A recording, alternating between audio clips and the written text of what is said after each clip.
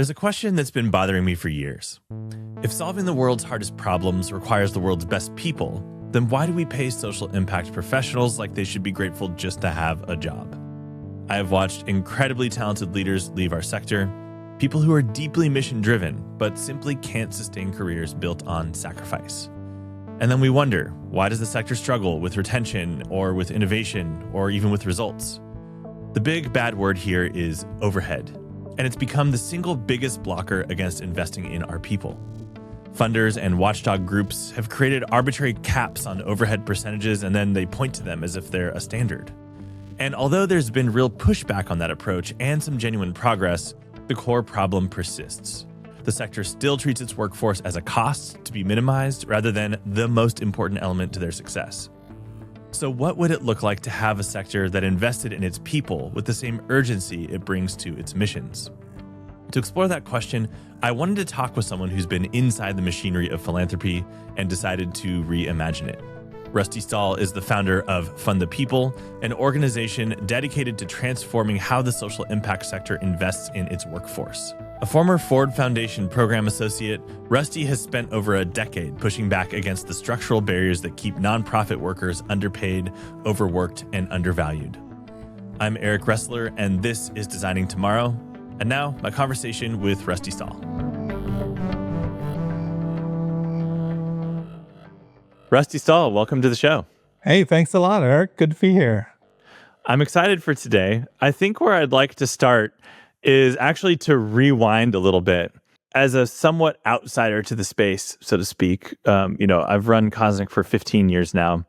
The first 7 of those years, we were focused on largely working with B2B and B2C organizations in Silicon Valley alongside some nonprofit organizations. And then when we kind of decided to put a stake in the ground around social impact as our focus as an agency, I was exposed to a lot of these interesting contradictions that I think unless you work in the space, you're just not very aware of. There's some cultural understanding that I'm hopeful is changing and that you're part of changing, that if you're going to work in the social impact space, you're basically going to take a pay cut to do so. I remember distinctly talking to some executive directors that we worked with early on who said, they were really highly qualified MBAs that could easily go do $400,000 or $500K a year CEO salaries that were scraping by on barely making 6 figures as an executive at a nonprofit. And I remember just thinking about this contradiction. And so we're going to talk a lot about, I think, funding and specifically funding people and, quote unquote, overhead, this word that gets a lot of attention in the space. But I think what I'd like to start with is just getting your sense around what some of the biggest structural barriers are right now in terms of how the space has been set up and how those are becoming especially front and center in this moment where there are direct attacks on the sector at large, especially anything progressive happening from the federal administration.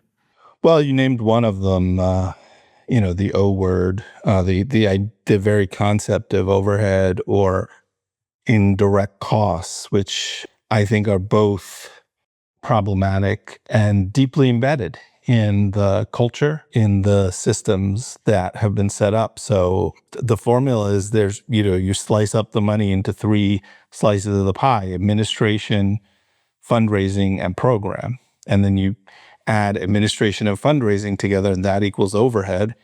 And everything left is program. Easy formula, right? Simple, but toxic and not actually useful for anyone in particular.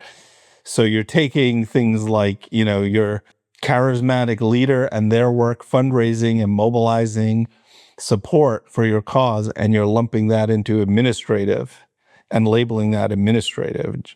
Everything else from actual administrative work to that high-level leadership, and just if it's not directly connected to, some kind of event or quote-unquote program, you're labeling it either administration or fundraising, and then bundling those things into this thing called overhead, and then taking that term overhead and saying, that's taboo, that's negative, that's looked down upon, we don't want to touch it, we don't want to fund it, we don't want to hear about it, we don't want to address it, we only want this other slice of the pie called program. And that is embedded in the IRS Form 990 They request that information, and it's embedded in the guidelines that auditors get when they audit nonprofits. They have to do that. So what ends up happening is that nonprofit people have to end up fudging things, right? And so rather than getting real information about what it takes to run the place, funders end up getting a different kind of pie than they would really get if they really were looking at the reality. And that warps what then funders respond to and what they think it takes to run an organization. And that seeps into organizational culture and recruitment and retention and who comes into the field, who can afford to work in the field, who can't. So it has all kinds of ripple effects. I think one of the reasons that overhead is kind of the de facto go-to approach to measuring the effectiveness of an organization is because it's the easiest thing to measure. And because measuring impact is really hard and costs money to do well, which is just like a catch-22. So it's like, well, show us that you're impactful. It's like, well, we need funding to do impact evaluation to show you that we're impactful, right? So there's just there's so many contradictions in this space. I think the way that I think about this is it does come down to balance, right? I think everyone can agree who's working in good faith that there are issues in the world that we need to solve, that there are issues in the world that are not solved by capitalism right now. Some issues are, some issues are not. I'm not anti-capitalist. I think there's a good place for free markets to produce innovation and competition and all of that. But capitalism's not going to fix everything in and of itself because some things just don't have a viable profit model that's going to solve problems. I think we have to be clear-eyed about that. I think also we're seeing in real time how important local organizations are to government effectiveness when so many government programs are actually implemented at the end of that stream by a local community-based organization, often a nonprofit. And so if we agree that we need to solve important problems, that there are important problems to solve in the world, that some of those problems do not have a profit motive, then by definition, we need a strong, effective, well-resourced nonprofit sector, which means they need to be funded properly to attract the world's best and brightest minds to solve the hardest problems in the world that no one else is solving. So I think about it that way. Now, does that mean that there shouldn't be accountability for these organizations? Of course not. Is the right way to measure their effectiveness by looking at their overhead percentage? At this point, I think we can say also, of course not. That is one data point. It is not the best data point. So let's fund these organizations. Let's fund them properly for the scope and scale of the problem that they're solving. Let's make sure that everyone doing this work is doing the thing that they're the best at, and there's not too much redundancy. I do believe that is a real problem. But let's make sure that we're attracting the brightest minds and that we're paying them properly so that they have the incentive to work at a social impact organization and not one of the big 5 tech companies that are attracting everyone right now. And when we have hundreds of billions of dollars to invest in an AI bubble, not saying AI is only a bubble, it's a transformative technology, but it's also a bubble. It seems like we have enough resources in America and across the globe to do this right. It's just a cultural thing that needs to change. I want to get into this next topic, though, that we were talking about before the show, which is a new, I'm calling it a paradigm that you've invented, a new fundraising and funding paradigm that you call SOS. Can you tell our listeners a little bit about what you're cooking up with SOS? Yeah, I'm really excited about this. So thank you for the opportunity to share it. So, I think nonprofits have been under tremendous amounts of pressure through a series of crises that have kind of been compounding over the last 10 or so years.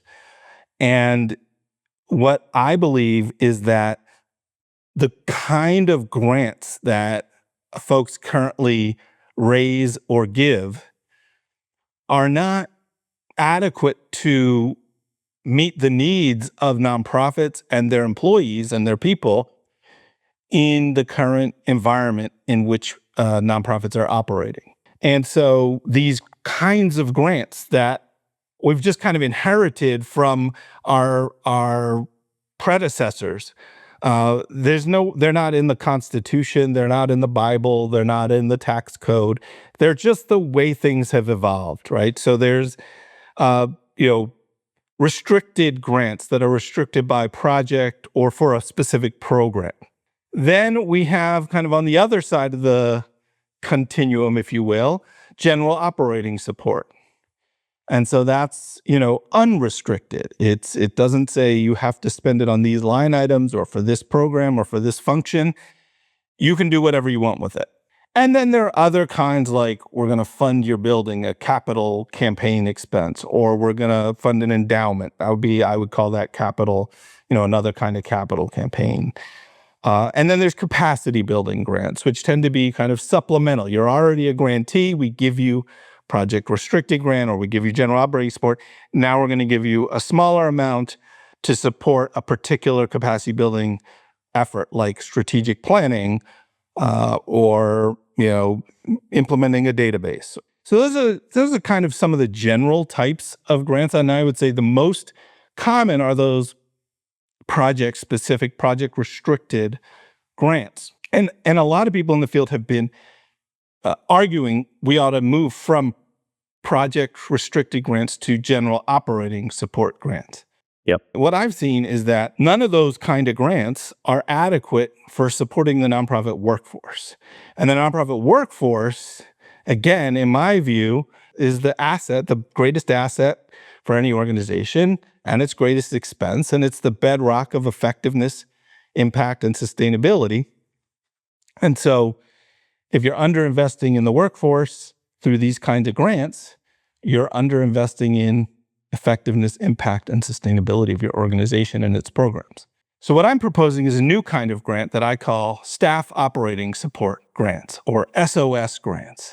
And some folks listening may recognize that phrase SOS, right? Save our ship. It's a signal that ships would send out if they were in trouble. SOS grants take some of the best parts of the existing kinds of grants and combine them in a new way to incentivize investments in the grantees' staff and people. So here's how they would work. An SOS grant would be restricted for investments in the grantees' people. And that could be staff, it could be volunteers, it could be contractors. So the restriction would say, we think it's really important for you to invest in your people.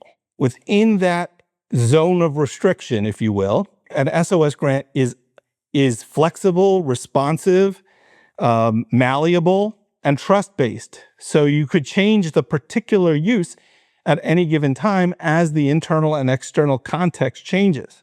So for example, let's say you have a 3-year SOS grant to your senior center, right? And in year 1, you've got 50 staff, but no HR person. So in year 1, you're going to use year 1 dollars to hire an HR person. And then that HR person's going to say, you know what? We need better benefits. We don't offer health insurance. And we don't give a match to retirement savings. So let's change that. So in year 2, you're going to say, let's use our SOS grant to pay for that match of employees in their retirement savings, to incentivize and support retirement savings. And let's get some health insurance for our employees. And in year 3, you might say, I don't know, the federal government is attacking nonprofits and defunding human services, so we're going to cover those costs with our SOS grant to keep payroll going. I'm just making that up on the fly, but that's the point, is that over time, as the internal and external context changes, you could shift how you use the dollars. And I would say another couple key elements of an SOS grant.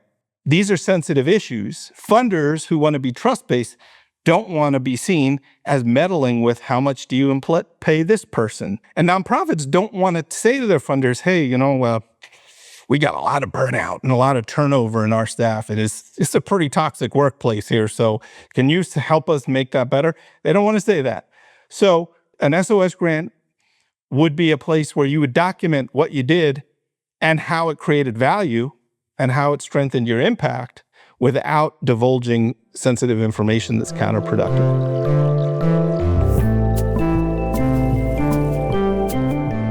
Hey friends, real quick before we continue today's episode. I'm Eric Ressler, founder and creative director at Cosmic. Cosmic is a creative agency purpose-built for nonprofits and mission-driven organizations. For the last 15 years, we've helped leaders like you nail your impact story and sharpen your strategy. But we're not here to just leave you with a fancy slide deck and a pat on the back. We roll up our sleeves and help you bring our ideas to life through campaigns, creative, and digital experiences. Our work together helps you earn trust, connect deeply with your supporters, and grow your fundraising and your impact. If you value the thinking we share here and want it applied to your biggest challenges, let's talk at designbycosmic.com. All right, back to today's conversation.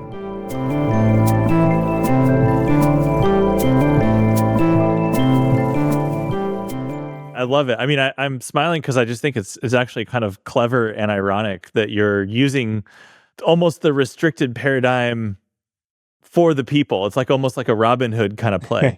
Yes. And I think it's really interesting. And I think what resonates with me is that even with general operating support growing in popularity, from what you're sharing, and it rings true for me, you're not seeing that those funds are being used to invest in people all the time. They're just being used in certain ways, even in good faith, to perpetuate some of the structural issues within the sector already.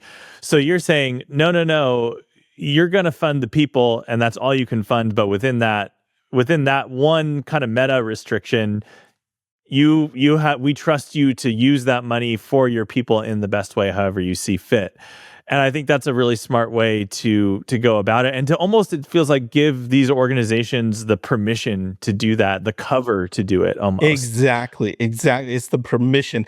On my podcast, Fund the People, a podcast with Rusty Stahl, one of the most interesting moments of doing the podcast over 5 years was we had on, and I was privileged to have on, John Palfrey, the president of the MacArthur Foundation, and we were talking about what they're doing in response to the Trump administration. We talked about the overhead and indirect cost myth as well. But I asked him at the end, I was just like, well, what do you think nonprofit people should be doing this summer? This was in June when I interviewed him. And he actually said, take time off. Yeah. And then he said that an executive director of one of their grantees had approached him and said, I'm thinking about taking off an extended time, but what do you think? Like, could we use your grant to do that? And they were very wary, and they wanted his permission. And he said, of course, that's why we give you general operating support. And so he told that story, and he said on the podcast, so anyone listening who's a MacArthur grantee, please, this summer, I give you my permission to take time off. Okay, we should not have to rely on the president of all the different foundations to get on podcasts and by fiat, or whatever you call that, say, I hereby declare you can take summer vacation. So I think there's just an interesting need for some boundaries around this that incentivize it, enable it, and give that permission. I imagine a lot of our listeners might be in this moment saying, well, this is great. I would like that. And maybe a sabbatical, probably, yes. But even beyond that, yes, I believe in funding the people. I want people at my organization, if I'm an ED and myself, or if I'm a staff member, I want to invest in our team and our people power.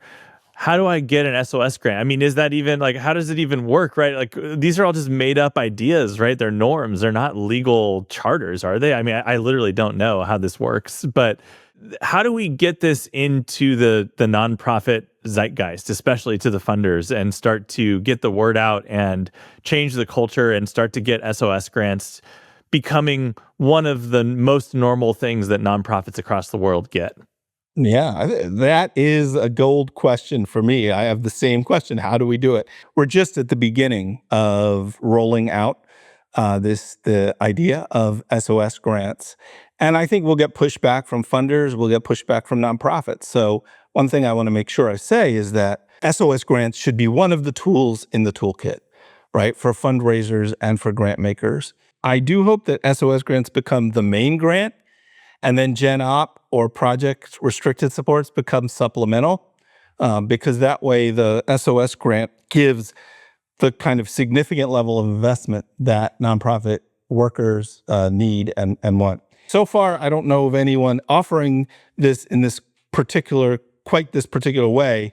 So I'm hoping to get some folks to try it out and share how it went. And I think nonprofits can just start asking about their funders, hey, we heard about this idea of SOS grants, staff operating support. That would be really helpful, given that there's no PPP loans coming for this crisis, and we need to support our staff to get through this.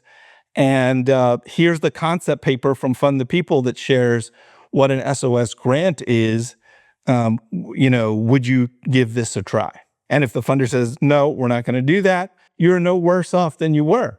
But if a bunch of nonprofits start going to fund it, and a funder hears that from 3 grantees, all you need is 3 different grantees to go up and say to one program officer at different times, have you heard about this SOS grant idea? That could be really helpful for us. They will then take that into consideration, and it'll start a conversation inside the foundation. So nonprofits need to buckle up and just ask for this, just raise it. Just share the paper that's going to come, be available on our website and with your funders and say, I'd be curious to hear what you think about this. Yeah. So step 1 is we got to get the word out, which we're excited to be part of with our massive audience for this show. It's awesome. Yeah. But also I think it does, these little ripple effects add up. And I hope that we get to a point where this is one of the main tools that funders use and maybe even offer, right? As this cultural change happens to, again, using that word permission, give these organizations the permission. They might feel like I don't want to burn my bridge with one of my major funders and ask for an SOS grant. So, in my opinion, the burden falls on the funders to say, "Hey, we realize through reflection and research and experience that when we fund people, organizations are stronger." Alongside our general operating support grant we're giving you for the next 3 years, we want to also offer you a separate SOS grant to help build additional people power to get all of that work done. That's the dream state, I think, right? So let's hope that we get there. Rusty, this has been awesome. Before we wrap up, I do want to give you an opportunity to just kind of, plug anything that you'd like, plug the podcast. We'll link to the concept note once it's live. Hopefully it will be by the time this episode drops. But anything else that you'd like to share with our listeners, go for it. Thank you. Thank you so much for having me on and to talk about this. Other things we have, so the podcast you can find on our website or on Apple Podcasts or Spotify or anywhere. So again, it's called Fund the People a podcast with Rusty Stahl. It's kind of a long name, but if you just search for Fund the People in your podcast player, you should be able to find it. And we have on funders, nonprofits, researchers, even some government people talking about different issues that all connect to investing in the nonprofit workforce. So it's got some real high quality stuff. And we have addressed things like the overhead myth on there and lots of other topics. Another thing I'd love your listeners to know about is we have a fairly new report that came out in September called Long Haul Grantmaking. And it's a case study of the Haas Senior Fund in the Bay Area, California, and their Endeavor Fund, which gave out these 7-year grants. Here's an interesting thing. In this case, it was general operating support, but they explicitly emphasized we encourage you to use these dollars to create or support good jobs in your organizations. So it was unrestricted, but with that incentive structure in place. So a sort of a form of SOS grants. SOS Light. SOS Light, but very effective, and already 2 years into those 7-year grants having some really important impacts on the staff, the well-being of the organization and the program. So that report is a really good read and a really great complement to the SOS grants concept. Very cool. Well, thank you, Rusty. We'll link to all of that in the show notes for listeners. I'm interested to dig into that Haas case study and learn a little bit more there. This has been super fun. Thanks for joining me today. I really appreciate it, and psyched to know about your show and be part of it, and I'm going to be a new listener. So thanks so much for what you're doing. I'm glad you've turned your focus of your firm to social impact. That's really exciting, and I commend you for doing it. Thank you. Me too. It's always a blast. Never a dull moment here. But yeah, this has been fun. We'll have you back on at some point, Rusty. Thank you. I'd love to. All right. Thank you. Bye. Cheers. If you enjoyed today's video, please be sure to hit like and subscribe, or even leave us a comment. It really helps. Thank you. And thank you for all that you do for your cause and for being part of the movement to move humanity and the planet forward.